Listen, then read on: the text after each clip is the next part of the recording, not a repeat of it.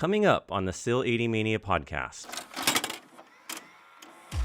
What started off in the parking lot at Irwindale just became an iconic venue. Just watching him just slide on the bank of the oval, it was such a crazy thing. It was my first time totaling the car. It's where drifting effectively started at a competitive level in America.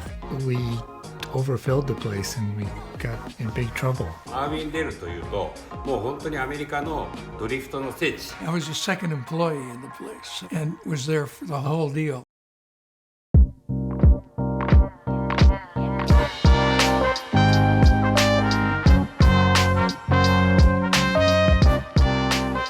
You're listening to another episode of the Sileightymania podcast. We are back from our long hiatus with a very special episode. It is the Irwindale Speedway tribute episode. So I'm glad to have you guys back. We're back in the studio. I'm with my partner in crime, Nadine. What's up, Nadine? Hi, honey buns. And then we've got Mark Mondoy. What's up, Mark? What's up, everybody?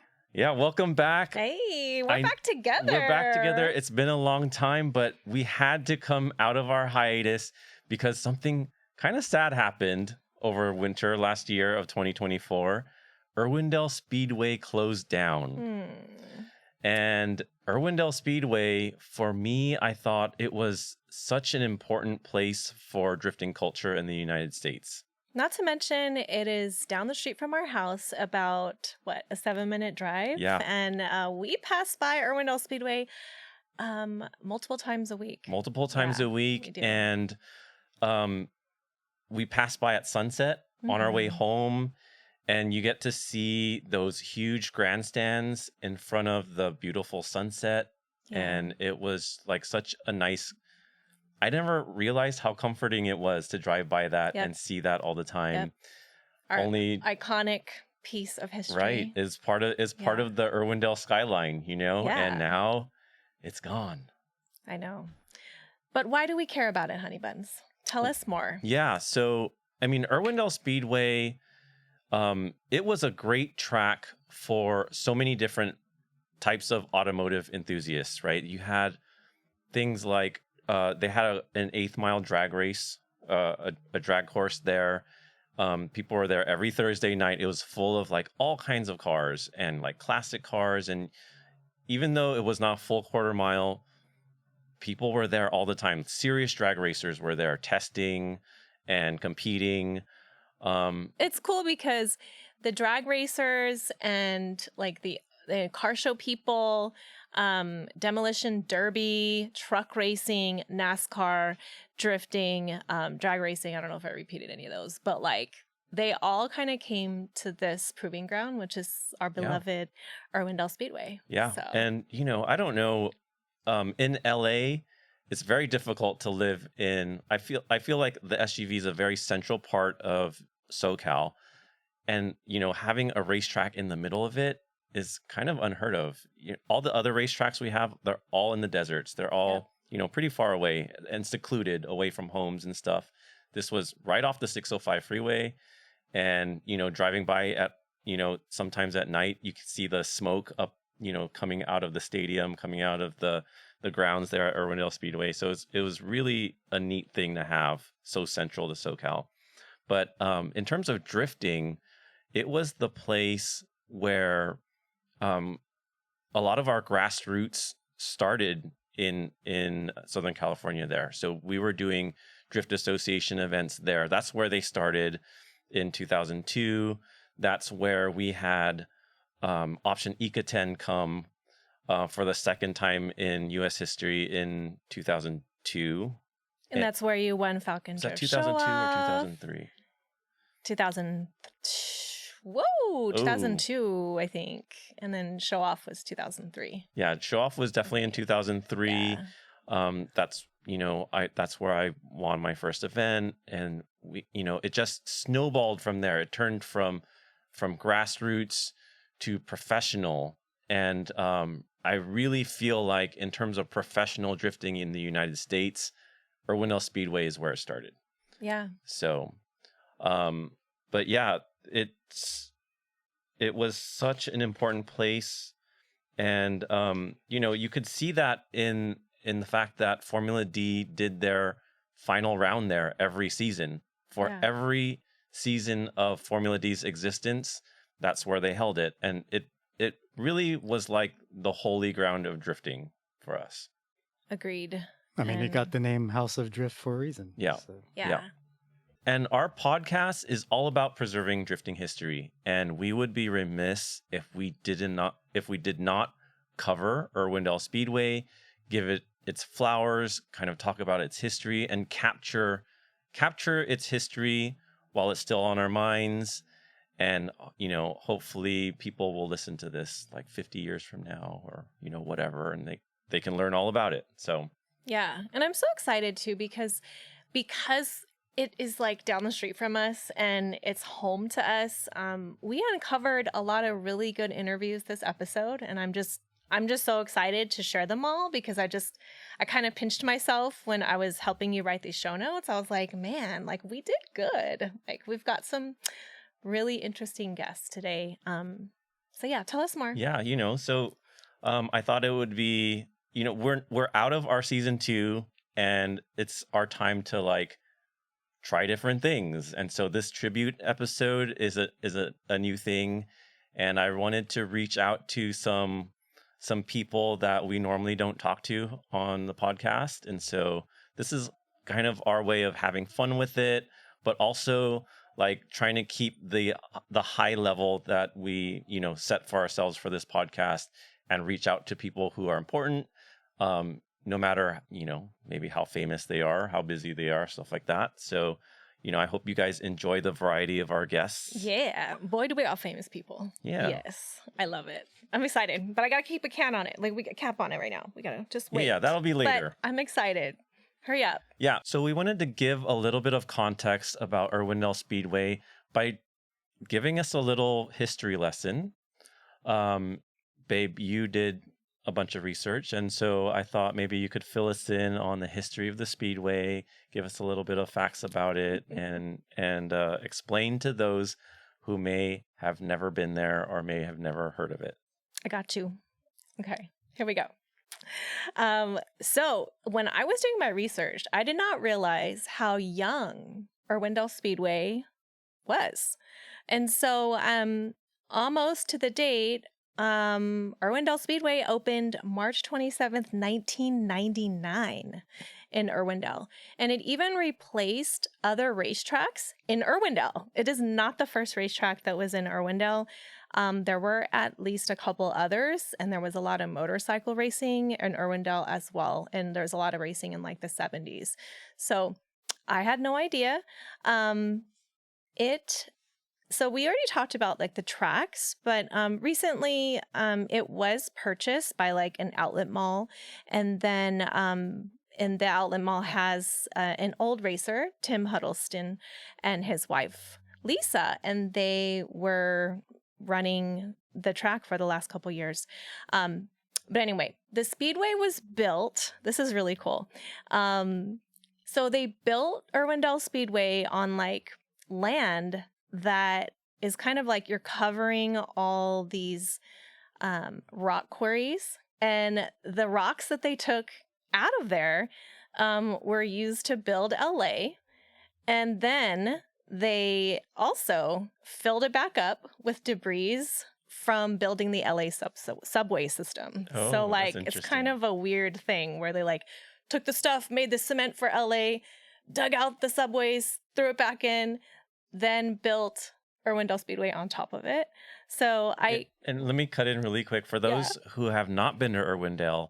Irwindale is like, it's all rocks, right? And it's all like holes where people have huge rock quarries, and all they're doing is just digging up rocks, sorting rocks. You see piles of rocks. You see like I think they've shot many like post-apocalyptic movies down there where it just looks like desert and water. Like they shot those down there. So I think that one with Kevin Costner, I forgot what it's called, but I think they shot that in one of those rock quarries. But yeah, That's what Irwindale is known for. Yeah, which is really funny. Our kids go on field trips like across the street to the rock quarries. It's pretty hilarious.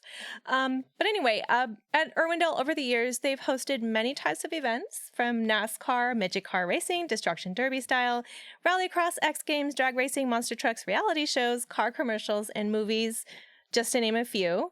And in our interviews today, you'll hear even more about the interesting things that have gone down at Irwindale Speedway.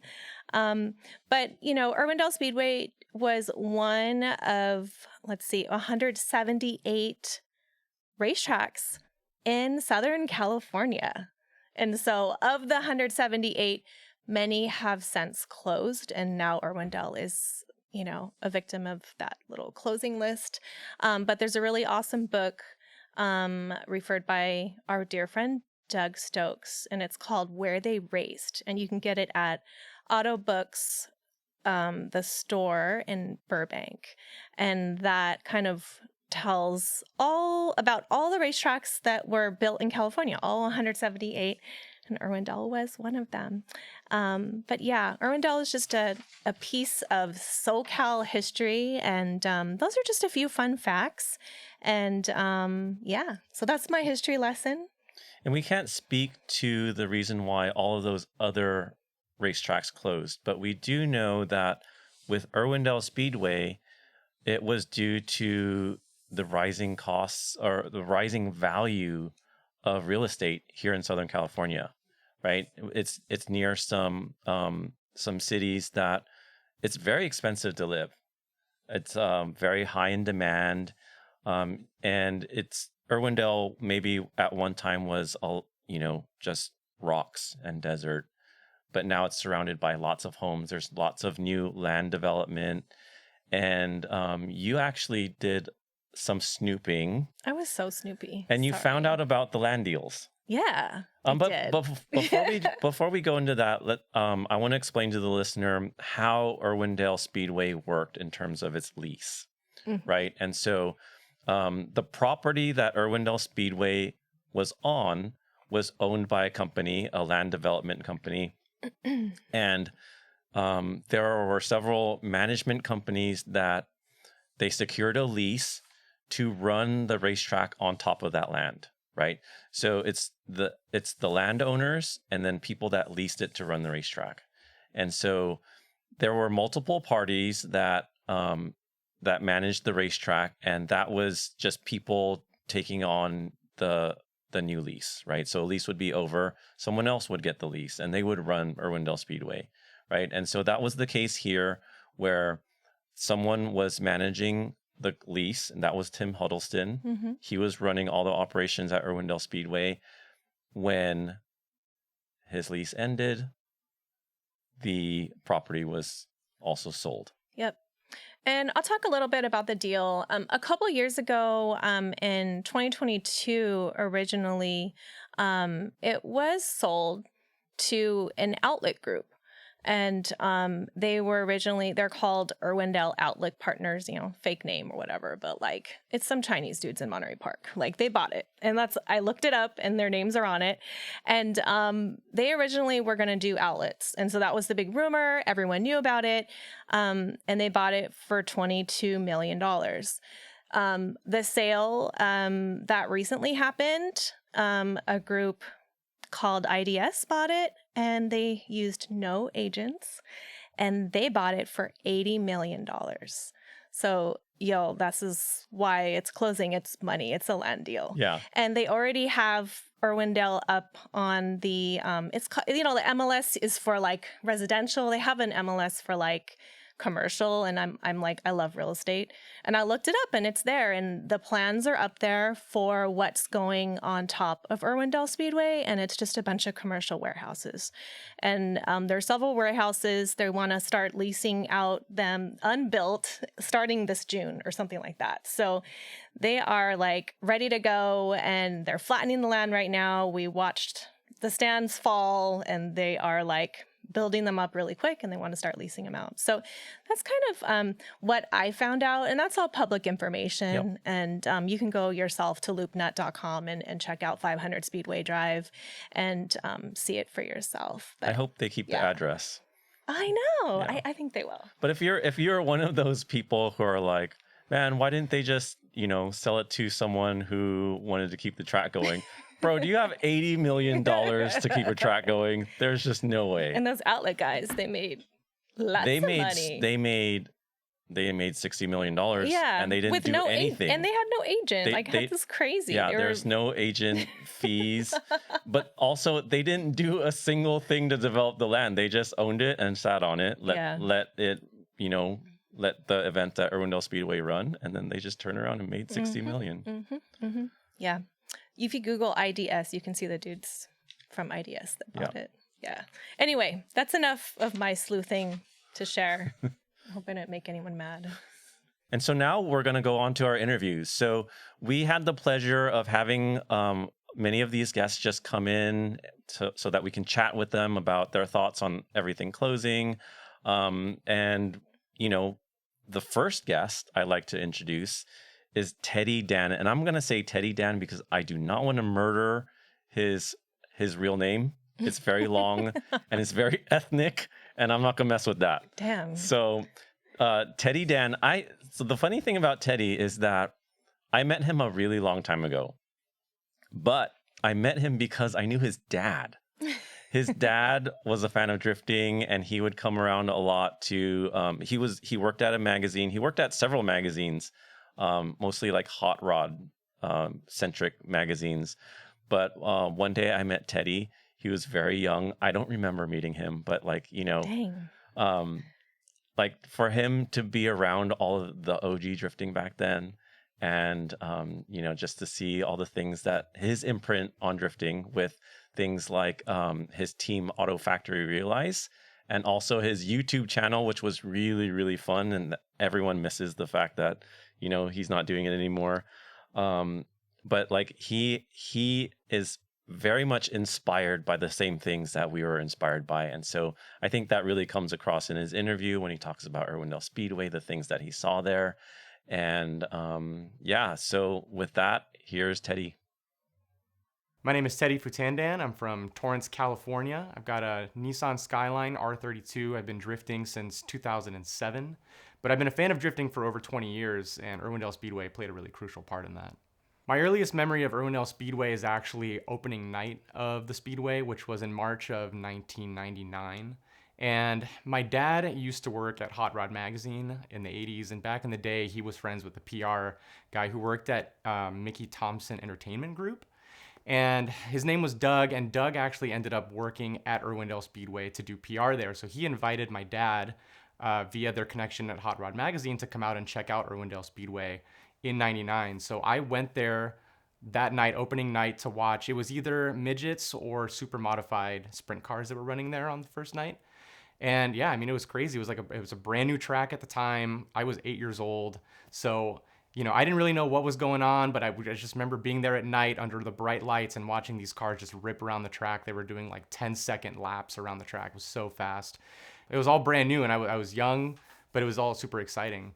Yeah, I was around cars since I was like a baby. My parents were both like heavily involved in cars since before I was born, both working for magazines that covered cars and hot rods. And that's kind of how all these connections happen with people in the car industry at the time, which is then how my dad also got word of D1 Grand Prix in 2003 he was telling me it was through RJ De Vera told him that this drifting event was going to be happening at Irwindale and that we should come and check it out.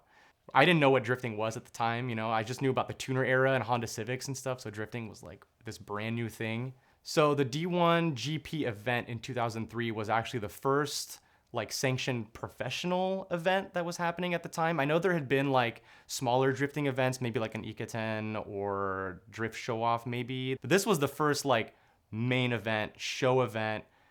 People were in the grandstands. It was in the oval. They're like riding the bank. This was the first like pro drifting event introduction to the United States, basically. Not just like American drivers who are kind of new to it. These are the pros that have been doing it since the 90s in Japan. Now they're like showing off their skills and kind of introducing, the US to drifting, honestly. Because unless you were like really into it before that, you wouldn't have really heard about it until this event. This was like huge for SoCal. I would say the atmosphere at Irwindale that day was just like, it was a roar. I mean, it was so exciting. People that are going to this event were probably people that were before that were going to like import drags in Pomona.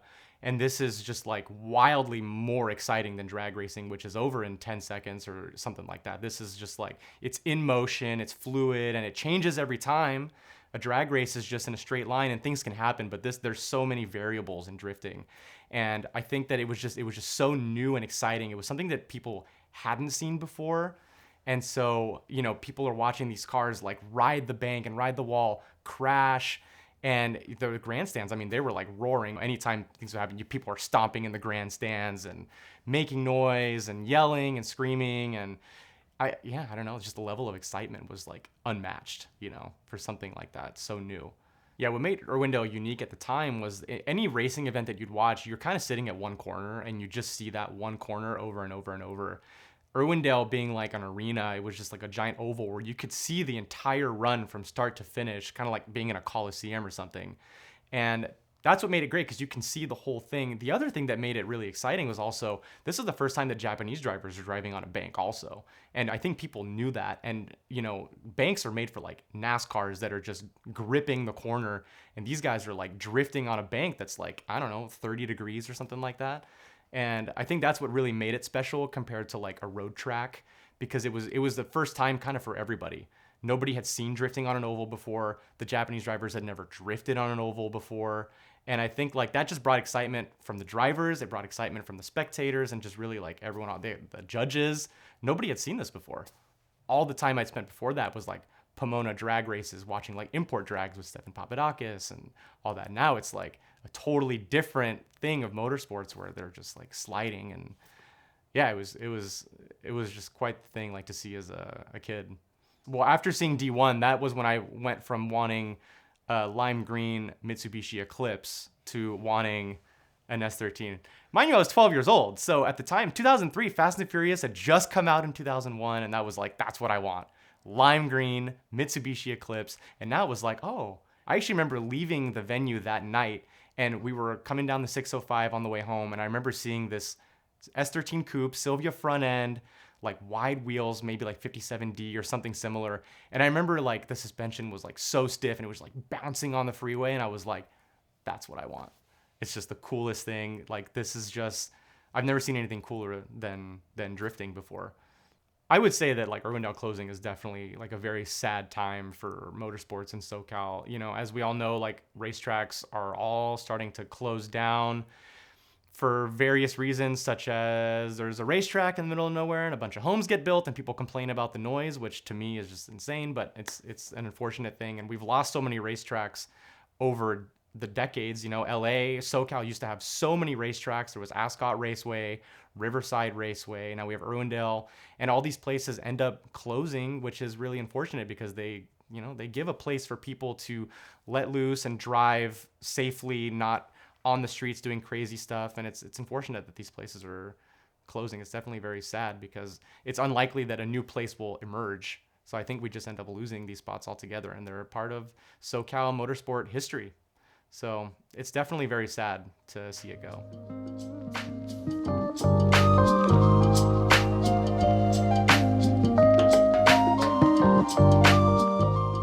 What is maybe like some of your most favorite memories at Irwindale Speedway?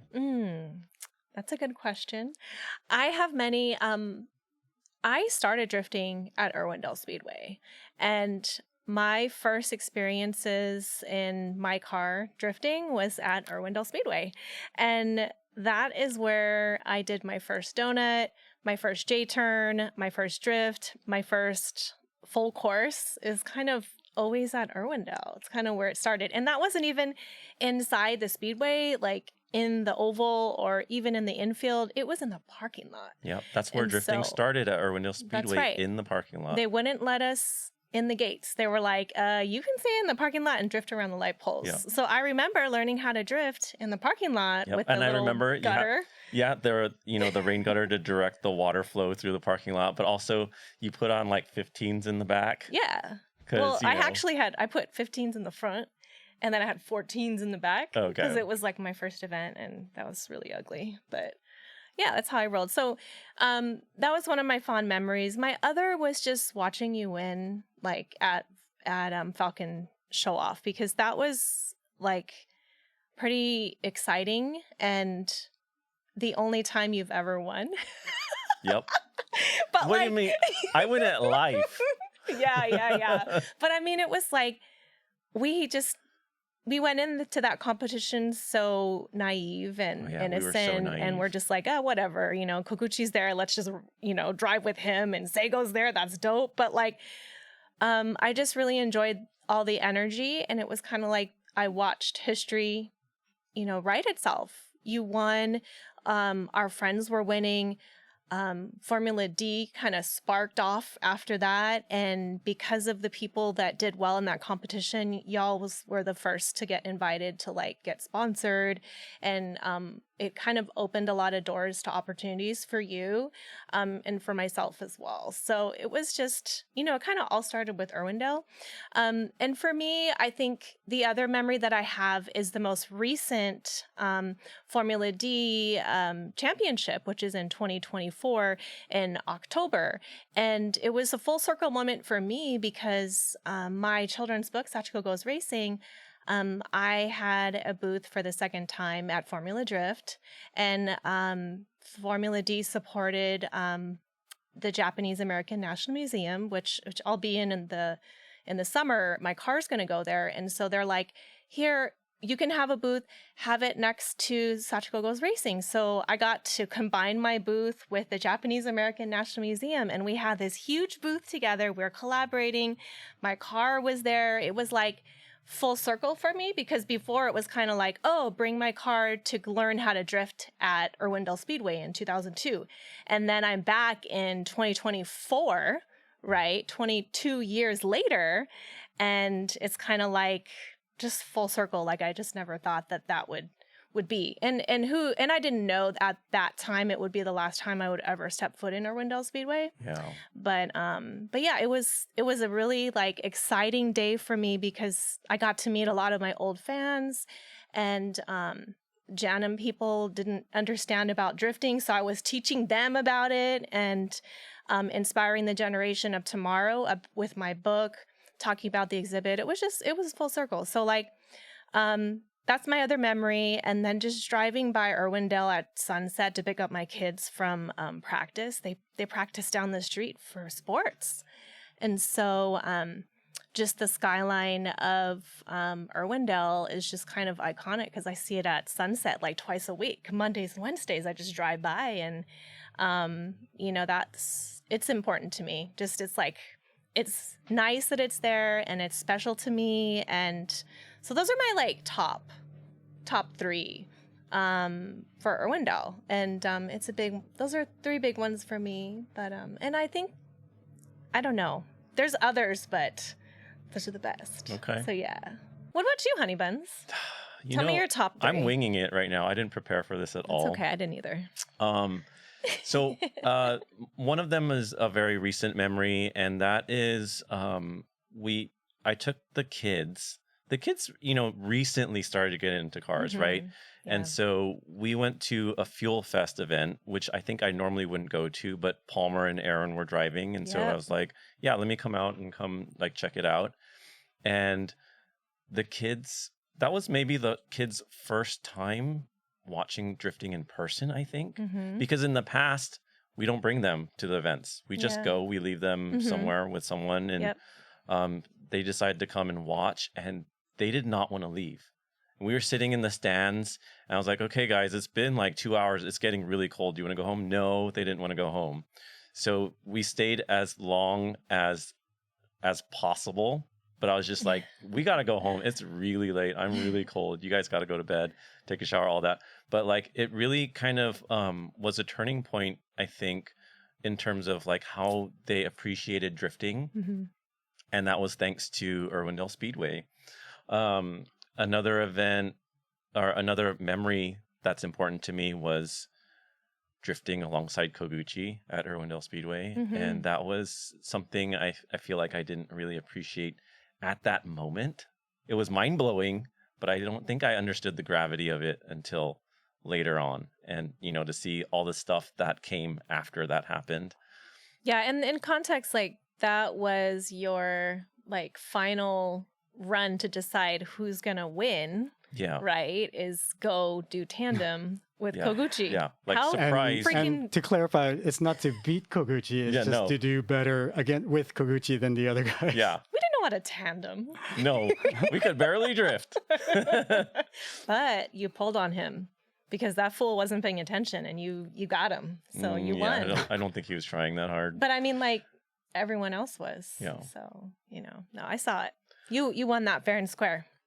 Yeah. And I don't know if I have a third one. I mean, there's just so many. Oh, no, I definitely want to talk about, I do want to talk about that first D1 event where all the Japanese came and they brought all the legends with them, all the people that we looked up to, all the people that we were watching on early D1 events back then, to hear the cars, to see the cars moving in person, to see the drivers. And I was doing a practice event for that D1 event, and I was on track with Nomuken behind me in his R34, and he made me crash just because I was so starstruck. But like that was a moment I'll never forget, and that's also that was such a magical event that I hear from everyone who was there. They tell me we all know we were all there, and we understood just like how lucky we were to be there and experience that. There was I don't feel like I've been to an event since that was so magical. Yep, agreed. Oh, that was great, Honey Buns. Yeah. I love it. And next up for our interviews is Daijiro Yoshihara. And I'm really happy to have him on because we haven't had him on yet. But if anyone doesn't know who Dai is, I'm sure you do. If you don't, he's been drifting professionally in the USA since professional drifting in the USA existed. So he was there at the very first D1 event. And the very first time I saw him drifting was coincidentally at Irwindale Speedway. So here you go. I'm Dai Yoshihara, and I've been drifting over 25 years. I'm one of the OG driver for Formula Drift Series, and I won the championship in 2011. And currently, I've been driving the road racing stuff, and this year I was one of the drivers for IMSA Mission Pilot Challenge Cup. My favorite memory at Irwindale Speedway, there's so many things, but I gotta say, when I drive the D1 driver search as my first competition in my life. So coming into that, I was still living in Japan, and I read some magazine that, kind of introducing what's going on in the state side. And I saw Irwindale a couple times, and in a video, that was like an option video that they are doing some Ikaten competition. And, I was like, oh, damn, I want to go there and I want to do this.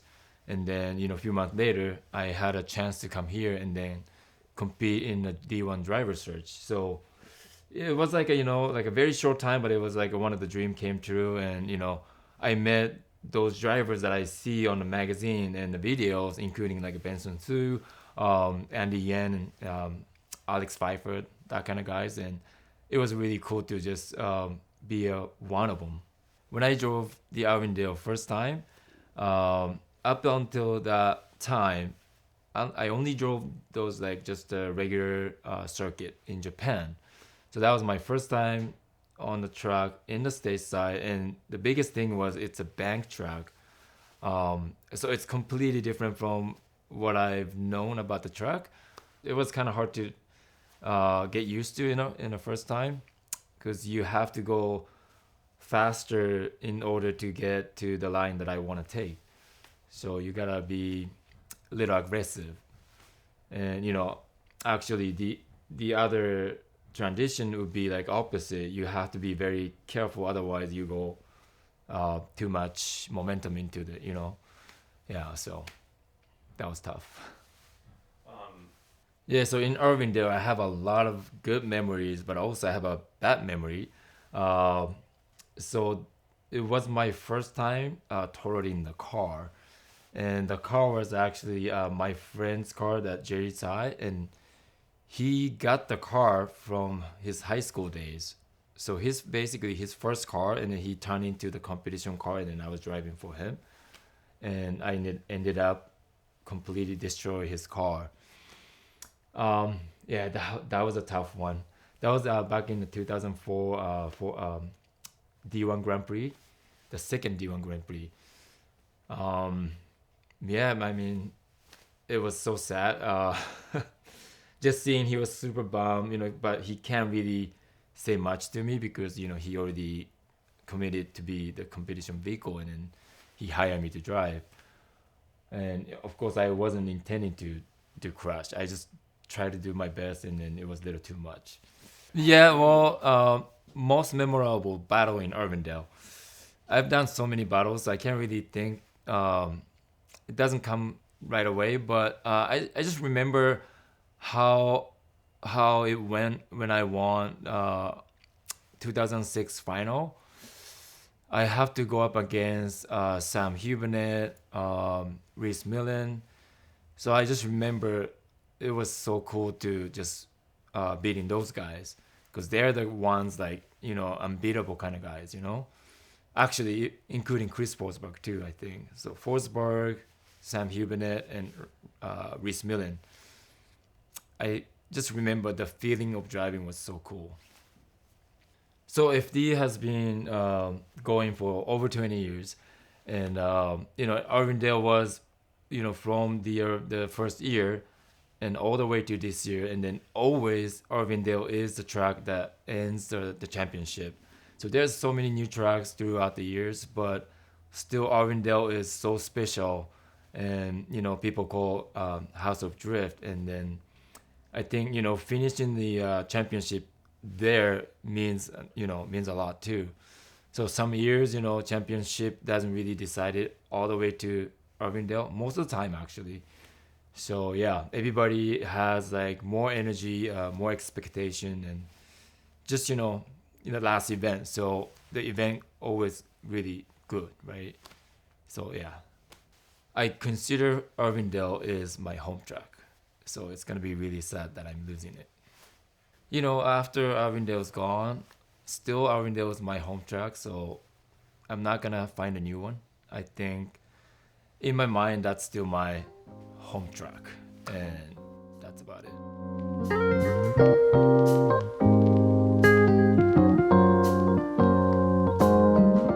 The other thing that I wanted to see is like, how do you feel about closing? Gosh, I was really sad when I found out that they were closing. Actually, when I found out they were closing, I didn't believe it because of all the other times we heard that they were closing. Yeah. But when I realized it was the real deal, I was really sad.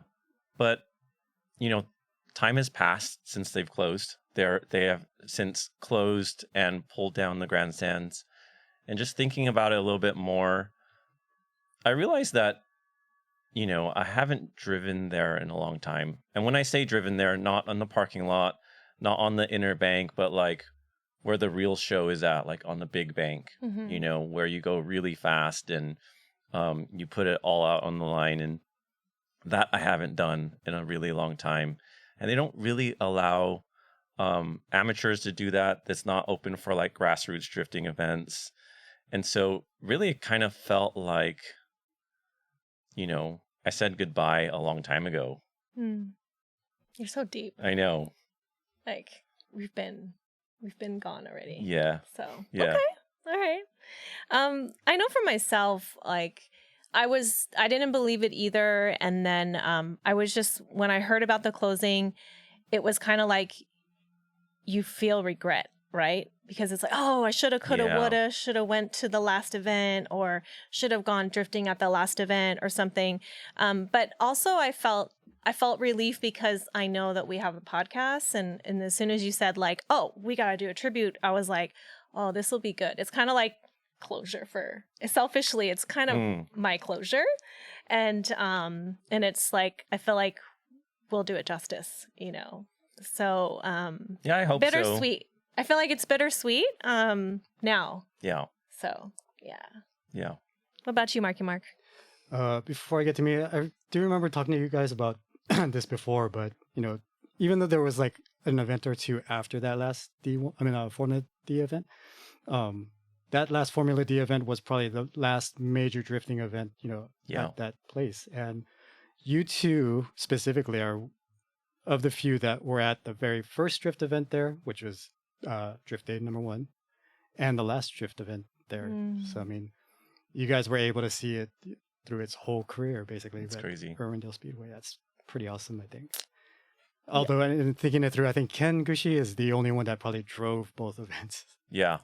So, I mean, he's got that one little tag that nobody else in the world has. Yeah, we didn't even put that together. Oh my gosh.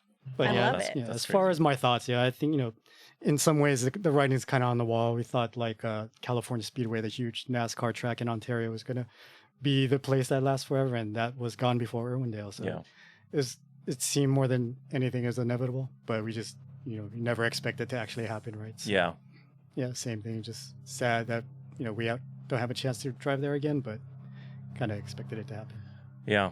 I think the way they announced its closure like a month or two before it actually closed, that was probably strategic because they didn't have to deal with all the craziness of people trying to book last minute events, and the schedule was already the schedule, and then they're done. There's nothing you can do about it. So, because I've talked about it for a long time. As I told you guys, as soon as I find out it's closing, I'm gonna do an event there, and it never happened.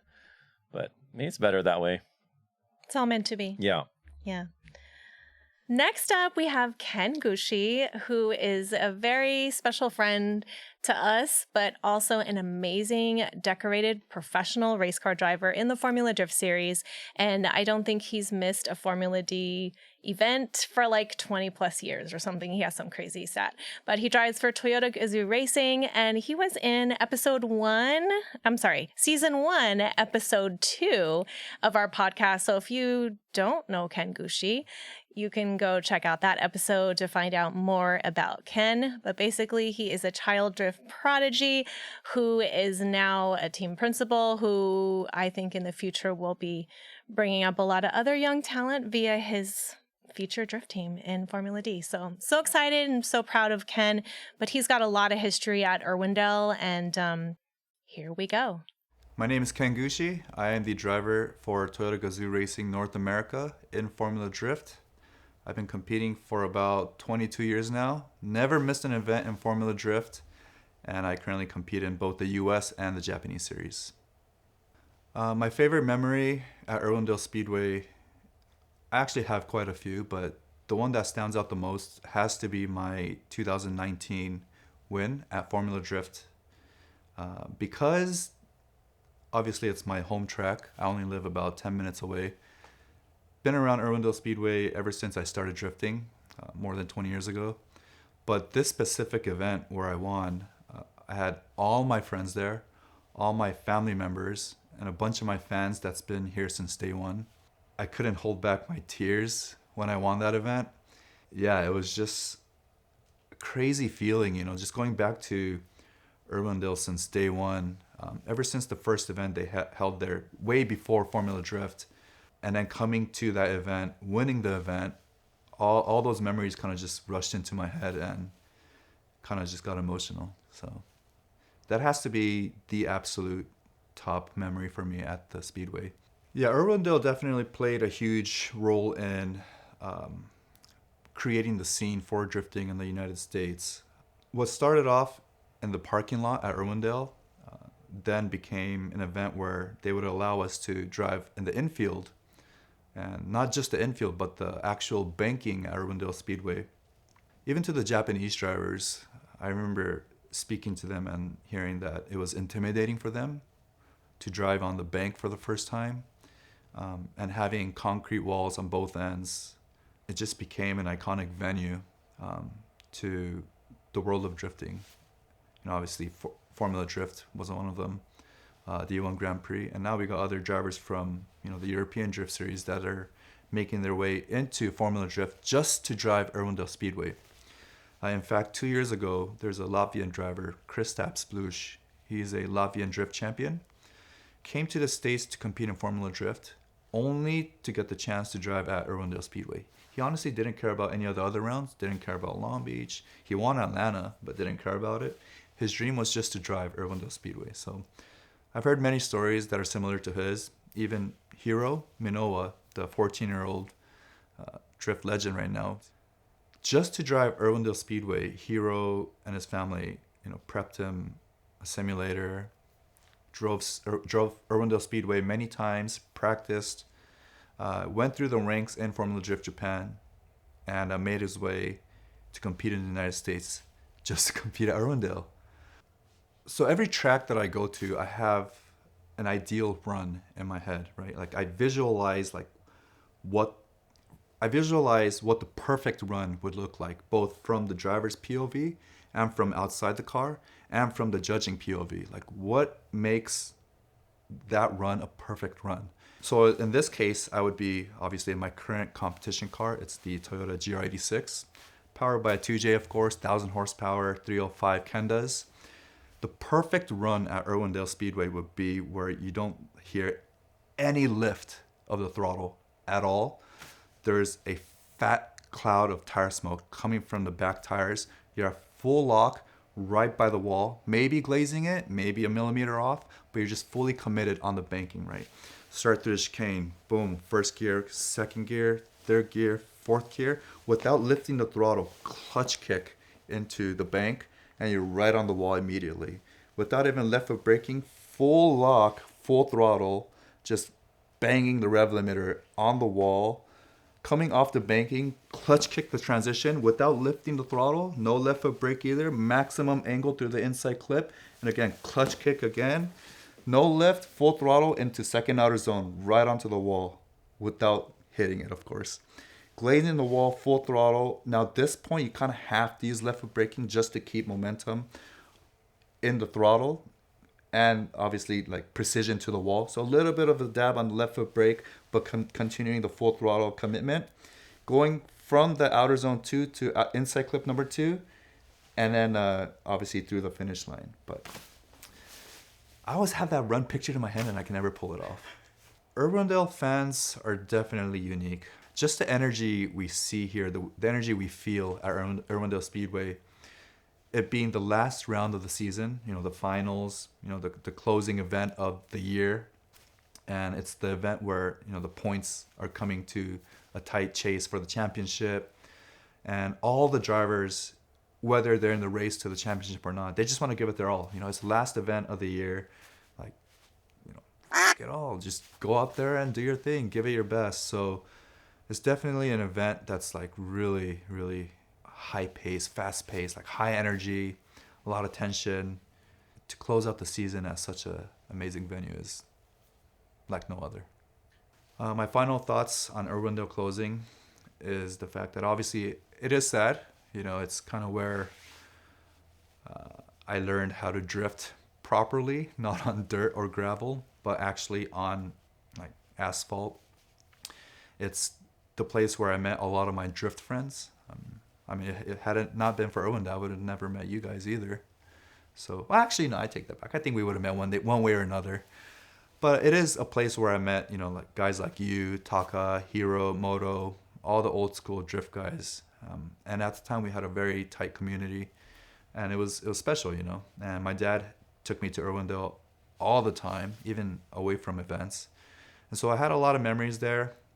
But then, they started saying like Irwindale's going to close, And it was kind of like beating a dead horse, like, okay, just, all right, enough of that. It's not going to close. Like, and now that it's actually closing, it's like, it's actually happening. But I think it was time. That place was pretty run down and tore down, but it's time for Irwindale to go bye-bye. Thank you, Irwindale. That is so hilarious and so Ken to just be like, yeah, I'm glad they're closed now. So funny, that guy. But yeah, I agree with him in a sense. I like his quirky sense of humor about it, but nothing lasts forever. Next up, we have Moto Miwa. And Moto Miwa, we actually interviewed him season 1, episode 4 of the Sileightymania podcast. The reason why we had Moto on was, we were trying to get like a nice variety of perspectives for this episode. And so we have some drivers, we have some spectators, some like longtime fans like Teddy who like he was at a lot of events, but he didn't really get to drive, right? Moto is another unique perspective in the fact that he did the first drift practice day at Irwindale Speedway. He also he hosted lots of events there. He helped. He was the reason why events like D1 Driver Search, D1, like those events, why they happened at Irwindale Speedway. And if you go back and listen to that interview, the full interview we did with him in season 1, you can hear him go into detail about the fiasco of Irwindale Speedway's like traffic problem when D1 let out and how the city was trying to find him and all that. So that was really interesting. But Moto also provides a lot of great insight on the racetrack from a different perspective, like I said. So it's a really interesting listen. So I hope you guys enjoy it. Hi, Moto Miwa, and founder of Club 4AG, I guess, and Drift Association co-founder. So much memories to discuss about Irwindale Speedway tonight. Before Irwindale, drifting in the USA is just an underground thing, right? It's just something that people did. A bunch of us who are closer to Japan, connected in culture, like myself, we were just eager to try it out, and we were just messing around, and we just wanted a safe place. When we wanted to do this with people, I wanted a safe place. I wanted a place to teach. I wanted teachers, all of this structured stuff, and that's where it was. And there wasn't any in America. Falcon Tires became really interested in doing something, and eventually through Ken Miyoshi and mainstream productions, that whole show off and drifting just kind of mated and became one, and became the Falcon Drift Show Off. And it was an accessible event. D1 was a show, a big circus from Japan, pros. Falcon Drift Show Off was a meet and greet event with those drivers, right? And then you bring your own car and they would teach you how to do this. And it was a dream event. And then RSR followed with the RSR Drift Festival. It was one of those first generation of drifters all learned in those events, I think, what competition drifting is like. Irwindale being in LA, it just became iconic, and they were the only venue that could seat that many people to host the D1. And the iconic LA sky, the trees, the palm trees. I mean, that was all part of something that captured us for the Japanese audience. I think it just hit the sweet spot. It was just the right city, the right venue. It all worked. Irwindale Speedway being a junior NASCAR track, I think the original max capacity was something here under 8,000 or something, right? That just was the perfect venue. I mean, we were expecting maybe a couple thousand people if we were lucky on the first D1. But man, word spread. And when we did that first D1 event, there was probably 6,000. And on the second one, we overfilled the place and we got in big trouble for backing up the freeway because we just simply ran out of space, D1 was thrilled because they've never had over 2,000 in their home events. So Irwindale was probably the first mass attended drift event, in the world. It put drifting on the map of the English world, English-speaking world. It was definitely something incredible to experience and be a part of. Yeah. I think the best way to describe it from my perspective is, when I fly to Japan to go to, each individual manufacturer,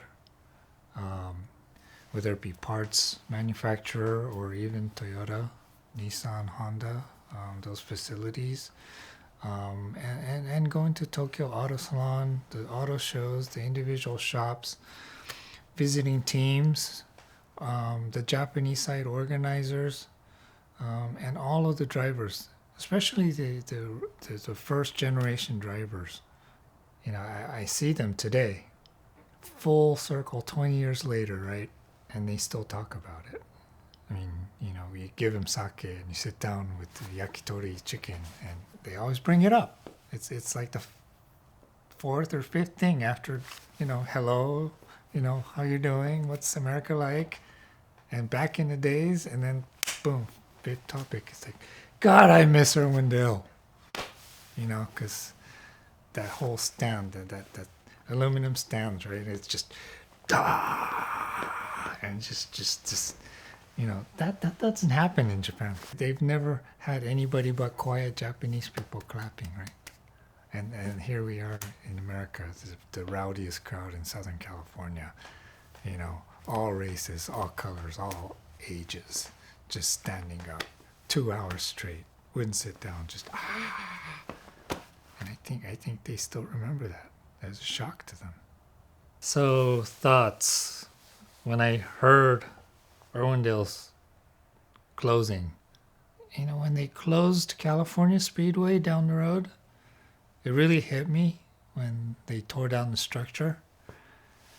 I think it's going to be the same for me for Irwindale.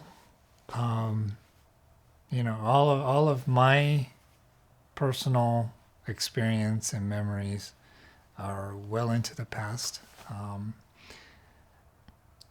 the peak experience for me was just back then, starting this whole thing, right?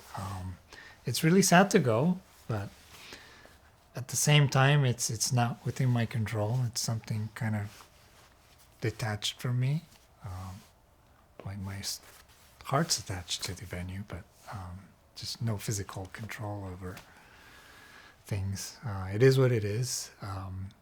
But I think when they put the first wrenches down into those grandstands and they start coming down, I think I'm probably going to have to look into those palm trees and into the sunset and cry about it. I think. It's kind of like looking at your high school, right? Yeah. As you drive by, Yeah. or college or whatever. Yeah. And part of your life, a decade of your life, was just spent there and intimately.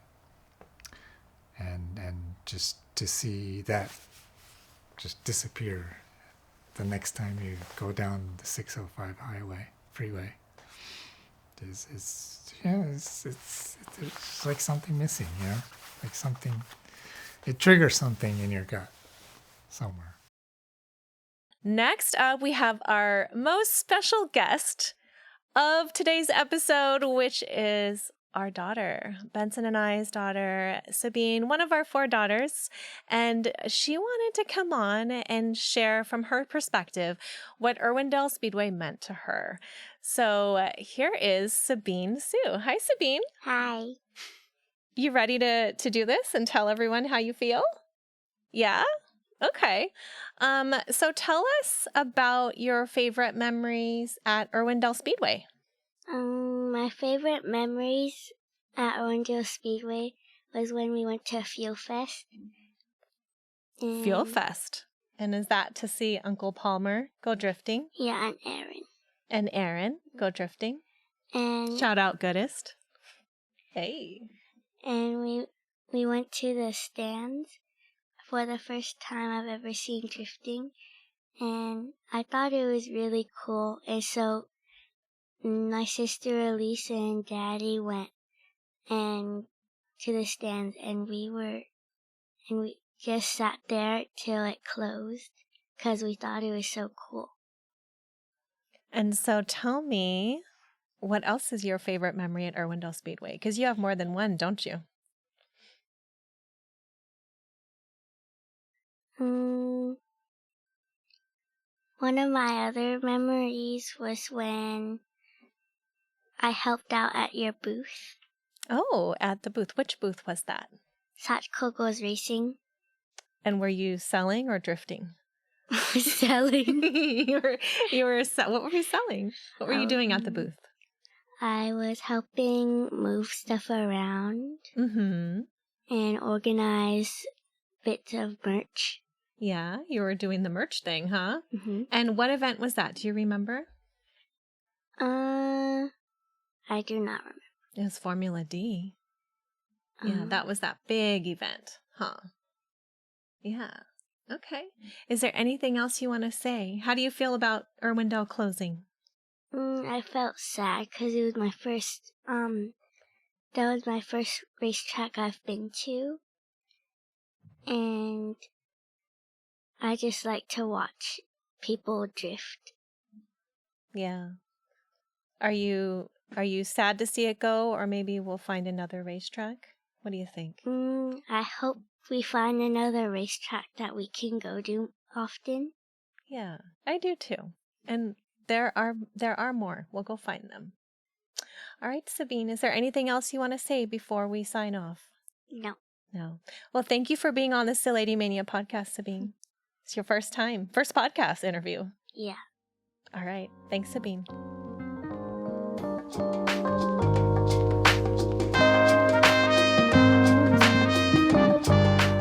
Okay, next up we have Doug Stokes. And Doug Stokes I think he was my favorite interview just because I just met the person for this interview. And, he's an elderly man, but he has so much life and he's gone through so much. He's had so much experience within race car culture in SoCal, car culture in SoCal. He's a very intelligent person, very well-spoken, and his memory's great still. But I had the pleasure of meeting him because of Teddy. So earlier we had Teddy Dan on, and I was expecting to have Teddy's dad on. And when I talked to Teddy's dad to make him come in, Teddy's dad, Philippe, he was like, "Why would you talk to me when you can just talk to Doug Stokes?" And so that's when I learned who Doug Stokes is. And so Doug Stokes, he is the second employee ever at Irwindale Speedway. And he was actually employed by the Speedway before it was even built. So he was actually there from the planning stages all the way up until when he retired in, I think it was, 2020. Doug Stokes was the VP of communications there for 20 years. And he was just such a pleasure to interview. I enjoyed it so much, and he's a great guy. And after interviewing him, I remembered all the times when we were at Irwindale Speedway, he was always the guy in the golf cart. I saw him all these years, and I didn't know who he was, and I never met him, and I never talked to him. Yeah. He's kind of like always there, but quietly there.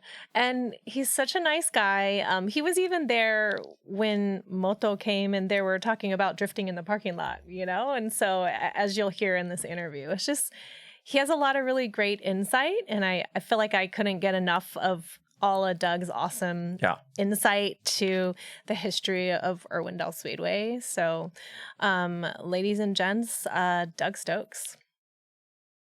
I'm Doug Stokes, and for many years, beginning at the very beginning of that joint, I was the public relations guy, different titles, different times, and for different companies that operated the place. I was a second employee in the place, and was there for the whole deal. When I first went to work for Irwindale, it was pretty early on. Ray Wilkins had come over from Saugus, which was going to close, and he became the general manager. It was the two of us. I'm the PR guy. I don't know, title, vice president, whatever, but the PR guy. And we were in a little trailer and a drawing of the track. That was it, a blueprint. Otherwise, you know, and didn't even have computers at that time. We had telephone, and it went from there. In '95, when I was hired, the tracks were going away fast. Saugus was going, which is a great old track, but that was going. They needed something for the train lines or something. Ontario had been knocked down. Riverside was long gone at that point.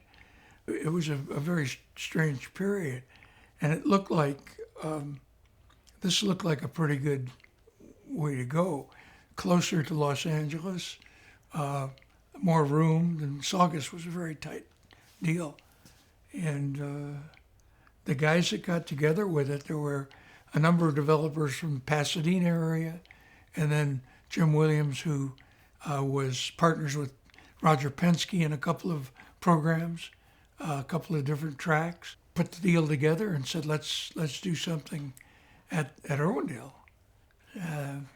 It became the 6th track in the city of Irwindale, if you can believe that. There were two other drag strips, another oval, and a go-kart track. The first ever purpose-built go-kart track was in Irwindale, called Go-Kart Raceway.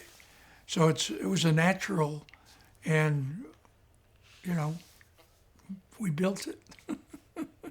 What was there on the property of Irwindale Speedway? Oh, it was a purpose-built swap meet. It's called the Los Angeles International Marketplace, and it was very nicely made. It never seemed to catch on, but originally that place was a rock quarry.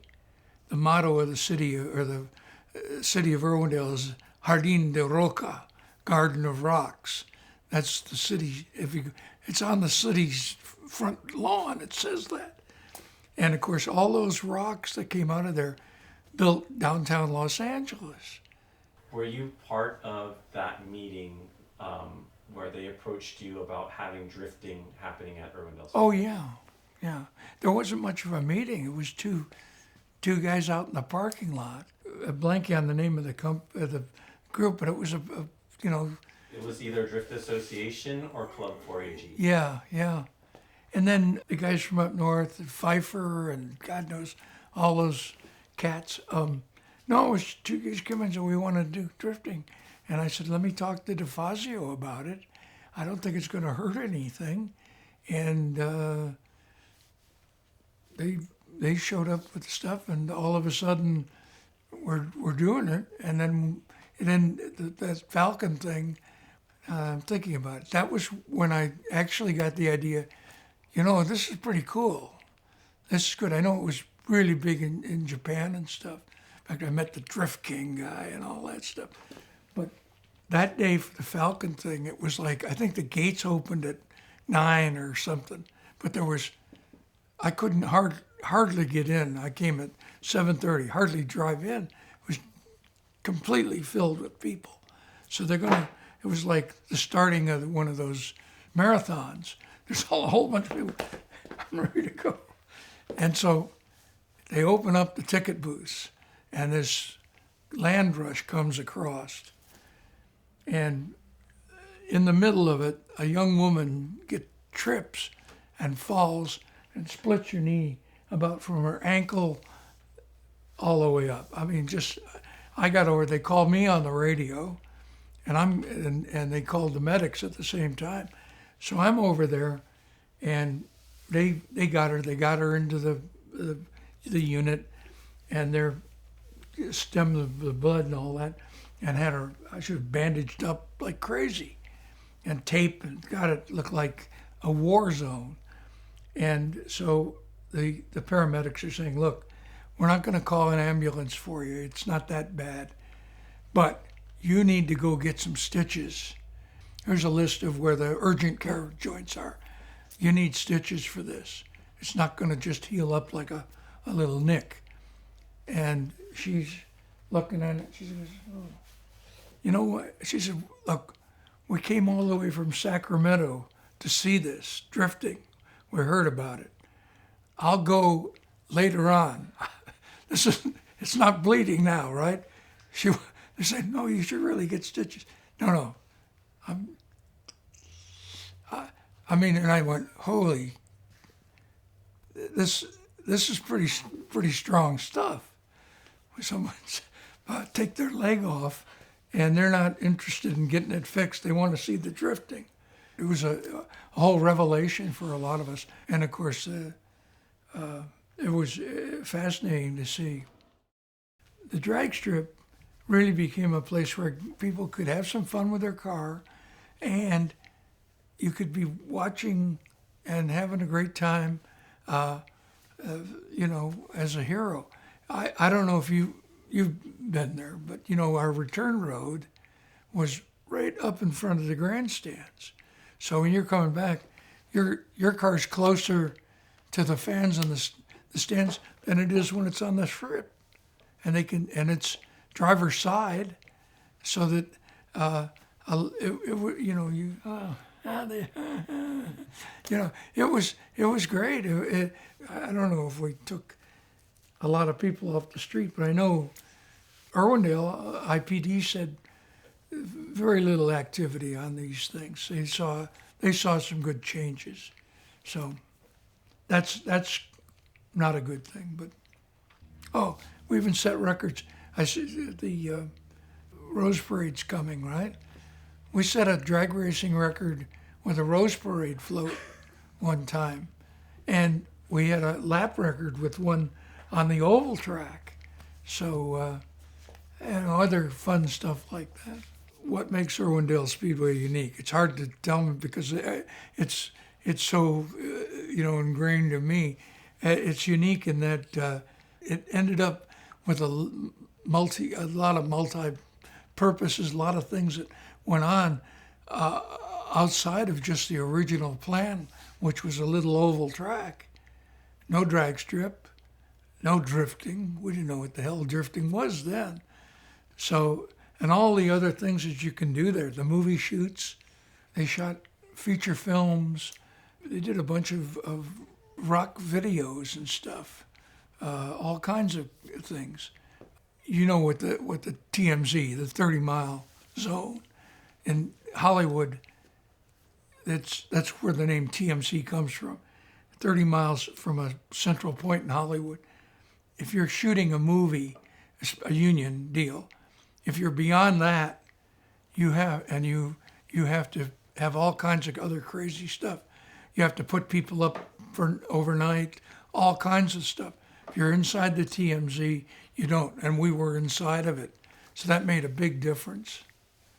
But county fire used to come in and train their guys, especially on the tillers, the hook and ladders and stuff. And they would mark out a little thing. Highway Patrol tested cars.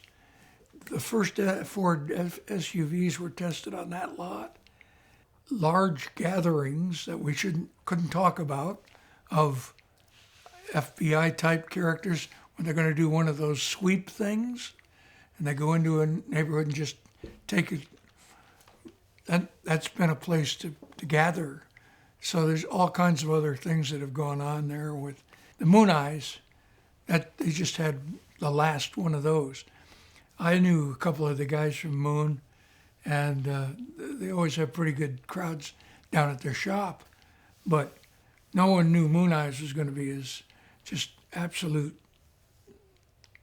amazing group, and cool cars, a whole different vibe to it, and other things.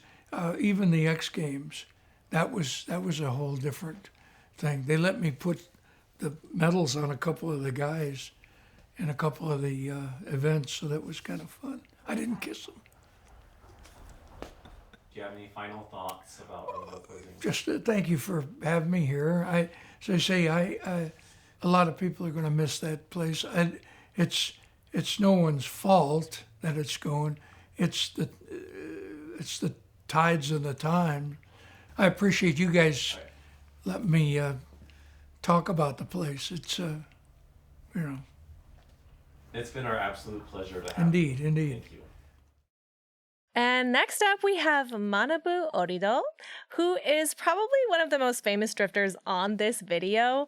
We were lucky enough to get some time with the world famous drifter. He's also a racer. He drove Super GT, 24 Hours of Le Mans, D1. I mean, I don't know. He's driven everything, and he's just probably one of our heroes early on in drifting. Like before we even knew how to drift, he was drifting and he was making a name for himself. The dude was retired before we even found out about drifting. Yeah. So that's how much of an OG he was or is. Yes. And so in this video, you'll see him in his amazing little workshop in Japan. And can you guess whose voice it is over Manabu Orido's? Because we sure couldn't translate it, so we had to get a voiceover. So, ladies and gents, Manabu Orido.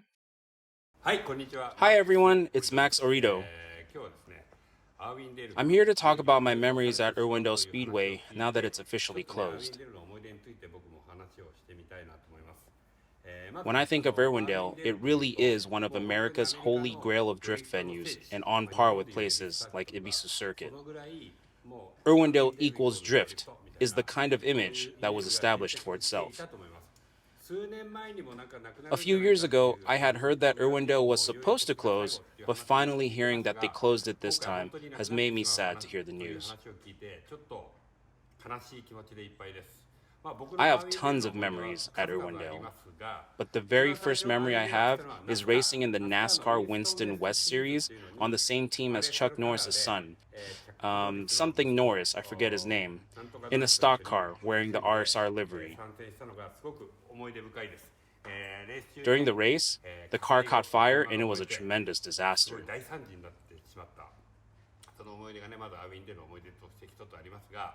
Another fond memory I have is the RSR Drift Festival. This was probably the first ever drift event to be held at Irwindale. A lot of drift fans came out for this event, and I believe that this was the beginning of Irwindale becoming the House of Drift.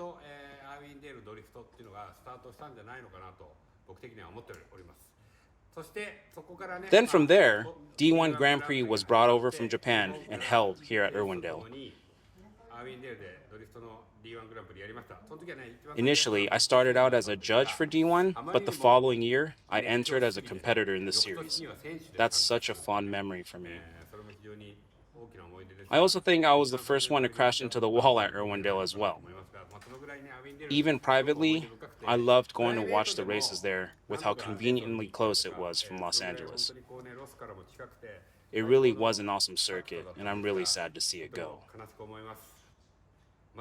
Although the chances of another place like this being built is probably unlikely, I just wanted to express my deepest gratitude to Irwindale Speedway. Thank you. Next up, we have Vaughn Gittin Jr., and he is one of the OG drifters from the USA. He's famous for his RTR brand Ford Mustangs, and he even does off-road racing as well. So he is a very decorated Formula Drift driver with lots of rich memories at Irwindale. So ladies and gents, Vaughn Gittin Jr. Man, Irwindale Speedway. It's sad even saying that name right now because for me, and I think I speak for drifting in America, frankly, globally at this point, that Irwindale is probably the most known, fundamental, foundational part of our sport. I mean, it's where drifting effectively started at a competitive level in America. For me, the first time I ever saw live drifting was there in 2003. And it just so much history. It was a freaking house of drift. So a lot of great memories for me. It was just such a special place to compete. The energy, the challenge. There will never be another track like that, I don't think. And I know it's kind of like, oh, it's just an oval, but it's not just an oval. It's an oval is very unique to just figure out how to make it work up on the bank. Throwing yourself at an inner wall. It's just a very unique, scary-ass experience, straight up, driving it. And it definitely was one of those tracks that separated the men from the boys. And for me, you know, my greatest memory at that track is winning the 2005 USA versus Japan. That was for me one of the single most, early on in the sport was just massive for not only myself as a springboard of my career, but also the sport of drifting and American drifting. I single-handedly, along with my team, ran through the past OG D1 champions on American turf in an American Ford Mustang. And that night and that moment will forever be in history and will be one of my greatest memories ever. I've had quite a bit of other success in Irwindale. Won the 2007 World Championship, my first FD in 2008, and then wrapped up my 2 championships, 2010, 2020. So, very special place to me. Gonna miss it. But, as they say, sometimes all things come to an end. So, with that, thank you all for the good times at Irwindale. And can't wait to see what Formula D has up their sleeve for a new final that will at least be in the ballpark of the excitement that Irwindale offered us. See you later, friends. Whoa!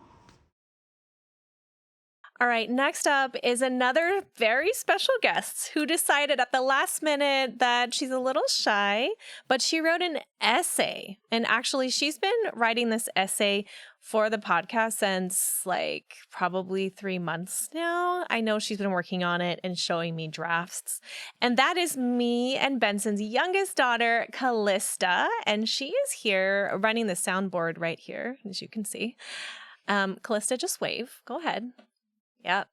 She's really tiny. You could barely see her behind the soundboard, but she was really shy. So I'm going to go ahead and read her essay to you, and it's called Irwindale Speedway. Irwindale Speedway is for events and races to begin and to have a lot of fun. For all ages, there are more than 1,000 seats to watch races and see them go. Sometimes there are thousands of booths to buy merchandise and eat delicious kinds of foods that you've never even tasted. Benson Hsu got his very first trophy at the age of 23 and was at Irwindale Speedway when he got it. Nadine Hsu also learned how to drift for the very first time at Irwindale Speedway at the age of 22. Thousands of loving and caring memories have been made at this beloved Irwindale Speedway. Nothing can replace our one and only Irwindale Speedway in the whole entire world, not even on the moon. We can only dream, think, imagine, or rebuild it with toys. My feelings about it closing are indescribable, but I know I'm sad about it.